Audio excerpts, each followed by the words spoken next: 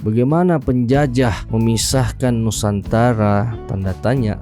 Kedatangan penjajah Eropa ke timur dikaitkan dengan zaman kebangkitan kuasa barat pada abad ke-15 ya. Dan mereka banyak mengambil ilmu dan teknologi daripada peradaban Islam, terutamanya dari Andalusia. Zaman penjelajahan dan penemuan Act of Exploration and Discovery. Asik. Bagus nggak bahasa Inggris gue? Kalau kurang ya mohon maaf ya.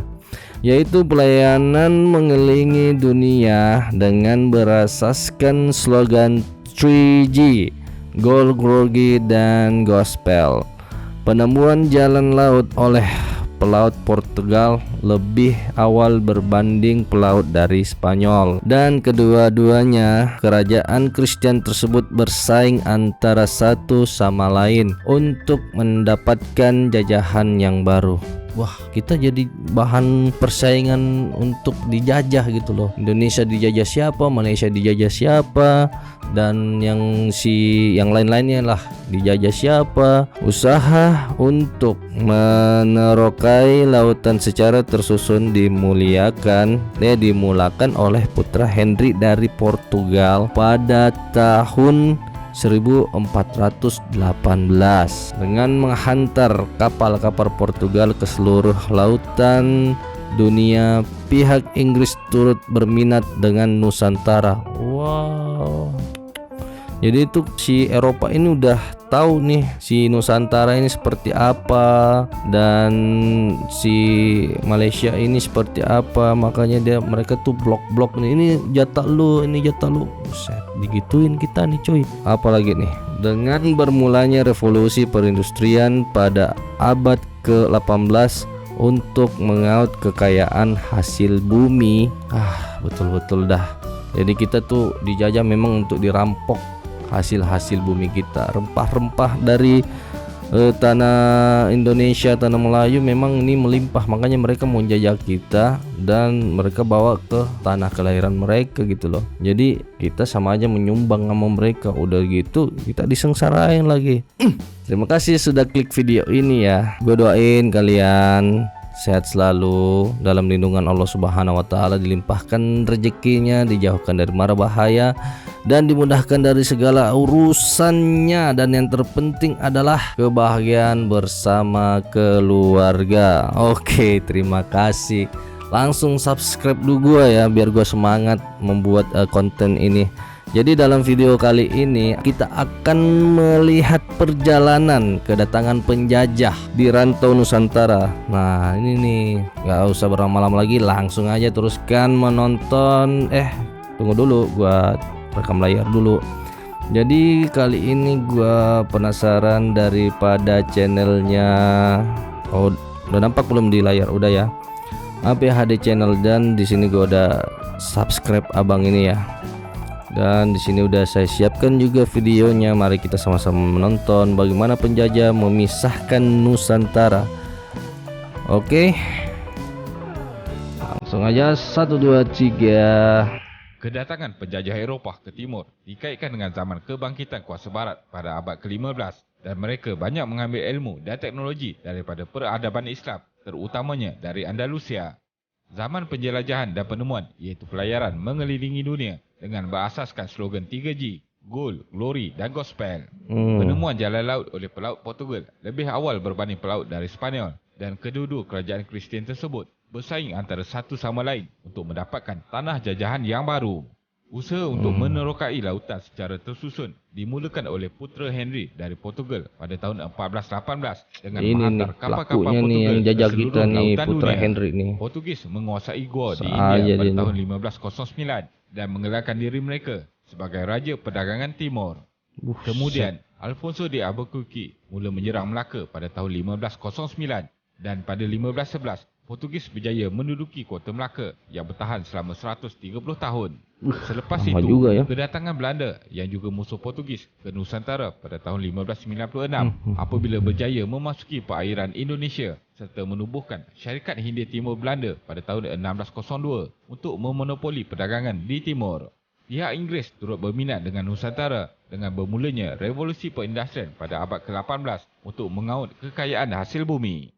Jadi dalam video kali ini, kita akan melihat perjalanan kedatangan penjajah di rantau Nusantara. Teruskan menonton. Kesan kejatuhan kerajaan Islam di Andalusia.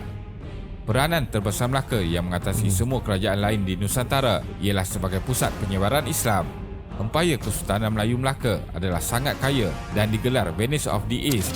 Sementara itu di Spanyol, gabungan dua kerajaan Kristian iaitu Ratu Isabella I dari Castile dan Raja Ferdinand II dari Aragon menamatkan era gemilang kerajaan Islam di Andalusia selama 800 tahun dengan penaklukan kota Islam terakhir di Granada pada tahun 1492. Pada masa itu, Spanyol terbahagi kepada 4 kerajaan iaitu Castile yang terbesar, Aragon di bahagian sebelah utara Spanyol sekarang, Granada di sebelah selatan dan Neva di utara. Penyatuan wilayah Castile dan Aragon melalui perkahwinan Ratu Isabella I dan Raja Ferdinand II ini akhirnya melahirkan negara Spanyol di bawah kekuasaan House of Habsburg. Kerajaan Islam di Granada di selatan Spanyol adalah yang terakhir di Andalusia, akhirnya jatuh di tangan Kristian pada 1492. Andalusia sering diangkat sebagai contoh tamadun terhebat yang telah membantu kemajuan di Eropah. Kebanyakan ilmu-ilmu moden seperti matematik, fizik, astronomi dan banyak lagi pernah berkembang pesat di Andalusia tanpa mengira batas perbezaan agama. Pada tahun yang sama selepas menawan Granada, Ratu Isabella I telah membiayai pelayaran Christopher Columbus yang menjadi pemangkin kepada perluasan pengaruh Spanyol ke dunia luar meliputi Amerika Selatan sehingga Filipina di Asia Timur dan memulakan persaingan merebut kekayaan di Nusantara. Orang Eropah sanggup menghantar bala tentera mereka dari Belanda dan Inggeris berlayar ke sini demi merampas kekayaan di bumi Nusantara. Cicit Ratu Isabella I iaitu Raja Philip II dari dinasti Habsburg berjaya menakluk musuh utamanya iaitu Portugal pada tahun 1581 Masihi dan menjadi raja untuk Spanyol dan Portugal. Selepas itu, bermulalah penyatuan wilayah jajahan Empayar Spanyol Portugis di seluruh dunia. Kedatangan Belanda dan Inggeris ke Nusantara. Sekitar abad ke-16 dan ke-17, Belanda berusaha untuk memulakan perdagangan di Nusantara kerana tidak lagi dapat membeli produk timur daripada Portugis setelah diusir keluar dari pelabuhan Portugis pada tahun 1594. Pada abad ke-17, padahal perlu dipikir di Nusantara dan mereka tu sedikit awalnya tu. Lagi situasi politik tiba yang menjajah sedia kita segitu-gedenya. Belanda juga mahu membalas dendam ke atas kuasa Portugis Spanyol kerana Raja Philip II menutup pelabuhan Lisbon pada tahun 1580 yang menghentikan peranan Belanda sebagai pengedar barang-barang timur ke Eropah.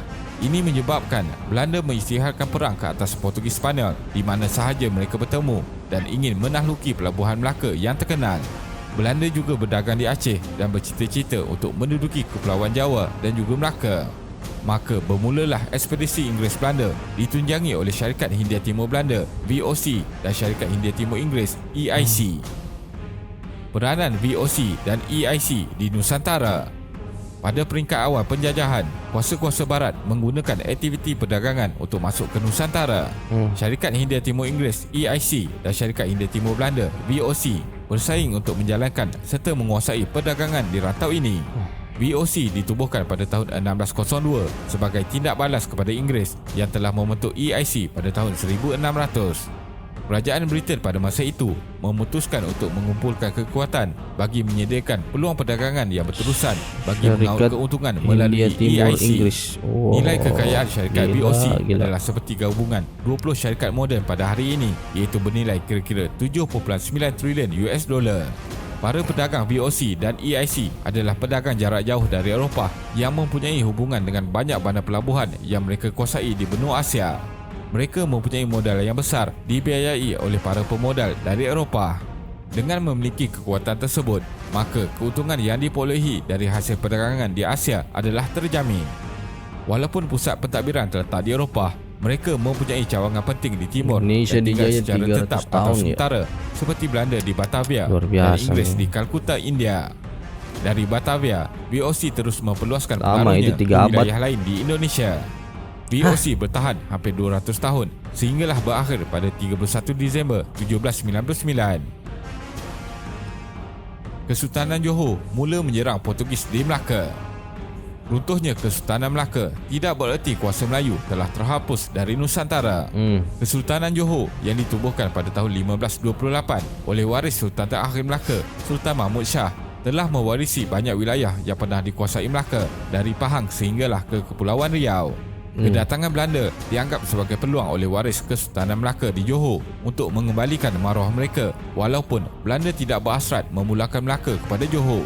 Selain itu, Johor juga mahu Belanda membantu mereka menentang Aceh.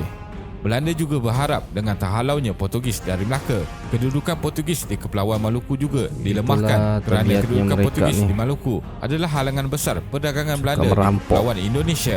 Satu perjanjian antara Johor diwakili oleh Raja Bangsu dan Belanda diwakili oleh Laksmana Cornelius di atas kapal Belanda pada 17 Mei 1606. Walaupun Pakatan Johor Belanda tewas beberapa kali menentang Portugis di Melaka, akhirnya pada 14 Januari 1641, Melaka bebas dari tangan Portugis. Antara faktor kemenangan ini ialah ketika itu di Portugal sedang meletus peperangan yang dinamakan Portuguese Restoration War, yang bermaksud peperangan mengembalikan hak Portugis untuk membebaskan dari pemerintahan dinasti Habsburg. Peperangan jauh di Eropah ini turut melemahkan kuasa Sepanyol Portugis di Nusantara kerana bantuan dari Lisboa dan Goa semakin berkurangan. Walaupun Melaka jatuh di tangan Belanda pada tahun 1641, tetapi pihak Belanda masih sukar untuk memonopoli perdagangan kerana kebanyakan kapal dari Eropah kini mengelak Melaka dengan berlayar di Selat Sunda. Perjanjian 1824 Inggeris-Belanda. Kerajaan Belanda dan Britain di Eropah tidak mahu perselisihan antara mereka di timur menjadi masalah yang lebih besar kerana pada masa yang sama, kedua-dua kuasa ini perlu bersatu untuk menghadapi Perancis yang mahu menakluk seluruh Eropah dan Britain memerlukan Belanda sebagai negara penampan dari serangan Perancis. Raja Belanda mencari perlindungan di Britain akibat dari serangan Perancis pada tahun 1795 dan mengeluarkan beberapa surat yang memberi arahan supaya tanah jajahan di Belanda di luar negara diserahkan kepada kuasa Inggeris untuk sementara waktu dan terus bekerjasama dengan pihak Inggeris. Perang Napoleon di Eropah bermula pada tahun 1803 menyebabkan Belanda ditawan oleh Perancis. Stamford Raffles kemudian memulakan penaklukan kuasa Inggeris di kawasan Belanda di Nusantara, dan pada 4 Ogos 1811 tentera British mendarat di Jawa Barat. 4 hari kemudian Batavia jatuh ke tangan British dan 6 minggu kemudian seluruh Pulau Jawa jatuh ke tangan British. Kemudian Stamford Raffles mengeluarkan surat proklamasi penaklukan Pulau Jawa dalam bahasa Melayu yang bertarikh 11 Ogos 1811. Setelah kekalahan Napoleon pada Jun 1815, sebahagian besar wilayah Nusantara kembali ke tangan Belanda. Inggeris sempat menjajah Kepulauan Indonesia selama 5 tahun dari 1811 hingga 1816. Usaha Stamford Raffles yang mahu menguasai perdagangan Inggeris di Melaka mendapat bantahan Belanda. Setelah Belanda menguasai Melaka, Belanda hanya kekal di koloni ini dan menghormati Johor sebagai pemilik Semenanjung Melayu dan Kepulauan Riau. Akhirnya, pentadbiran Belanda mencadangkan pertukaran penempatan antara Inggeris dan Belanda di Nusantara. Perbincangan bermula pada tahun 1818 di Eropah yang akhirnya membawa kepada perjanjian British Belanda pada 17 Mac 1824. Belanda menyerahkan Melaka serta semua wilayah jajahannya di semenanjung Tanah Melayu kepada British, sementara British menyerahkan Bengkulu dan seluruh wilayah jajahannya di Kepulauan Sumatera kepada Belanda. Nusantara dipecahkan menjadi semenanjung Tanah Melayu dan Kepulauan Indonesia hasil daripada Perjanjian London 1824. Kesultanan Johor telah terbahagi dua, dengan Johor di bawah pengaruh British, manakala Kesultanan Riau di bawah penguasaan Belanda. Nusantara yang sewaktu ketika dahulu bebas rakyatnya bergerak dari pulau ke pulau, kini terhalang kerana penjajah melakukan sepadan antara pulau. Kesultanan Riau akhirnya dihapuskan oleh Belanda pada tahun 1911, manakala Johor kekal sebagai sebuah kesultanan di dalam Malaysia sehingga ke hari ini. Kesimpulannya, sebelum kedatangan penjajah British, masyarakat Melayu telah mempunyai tamadun yang tinggi. Malah Tanah Melayu menjadi pusat penyebaran ilmu dan mampu menjadi kuasa ekonomi dunia melalui aktiviti perdagangan. Betul. Adalah tidak benar sama sekali pemikiran yang menganggap pihak British inilah yang datang membawa pemodenan dan membangunkan Tanah Melayu, sedangkan tujuan sebenar mereka adalah untuk mengaut hasil bumi. Bisa Terima aja kasih itu kerana orang menonton dan jangan lupa subscribe. Jumpa lagi. orang Eropa ya menjajah kita. Thank you Bang dari channelnya APHD channel ya. Terima kasih. Nah, itu tadi bagaimana penjajah memisahkan Malaysia dan Indonesia. Semoga kalian paham dengan video dari channelnya APHD channel ya. Dan ini adalah pelajaran yang sangat penting. Itu dia tadi ya. Terima kasih sudah menontonnya. Semoga kalian menyukai videonya dan menyukai channel gua. Jadi langsung aja di subscribe, like, comment, and share ya.